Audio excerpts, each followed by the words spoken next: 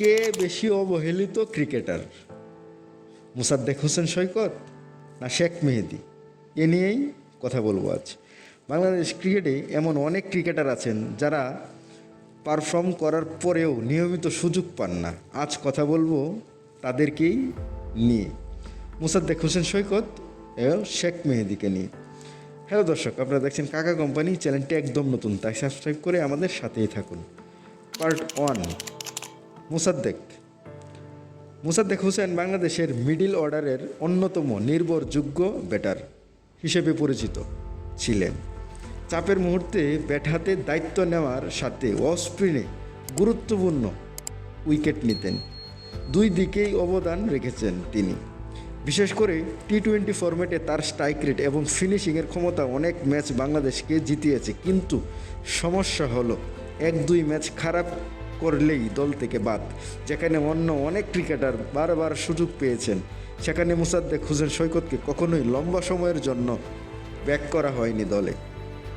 ফলে একটা সময় জাতীয় দল থেকে প্রায় হারিয়ে যান এই ক্রিকেটার। কিন্তু তামিম বিসিবি বস হয়েই মোসাদ্দেককে দলে সুযোগ করে দেন এবং তিনি জাতীয় দলে এসেই অস্ট্রেলিয়ার সাথে সিরিজ সেরা হন। পার্ট 2, শেখ মেহেদী। অন্যদিকে শেখ মেহেদী বর্তমানে বাংলাদেশের সবচেয়ে আন্ডাররেটেড ক্রিকেটারদের মধ্যে একজন।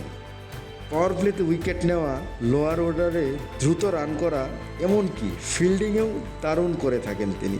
সাম্প্রতিক কয়েক ম্যাচে ভালো করার পরেও হঠাৎ করেই একাদশ থেকে বাদ পড়তে হয়েছে তাকে। অস্ট্রেলিয়ার বিপক্ষে ভালো করার পরেও পরের ম্যাচে সুযোগ পান নাই, যা অবাক করেছে ভক্তদের।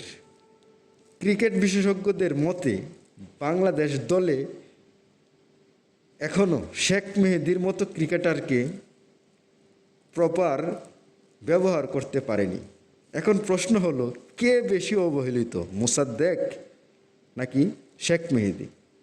মোসাদ্দেক, যিনি বছরের পর বছর সুযোগ পাননি, আর শেখ মেহেদী, যিনি পারফরমেন্স করেও একাদশে জায়গা পাননি। আপনারাই বলেন, কে বেশি অবহেলিত ক্রিকেটার? কমেন্টে জানাবেন।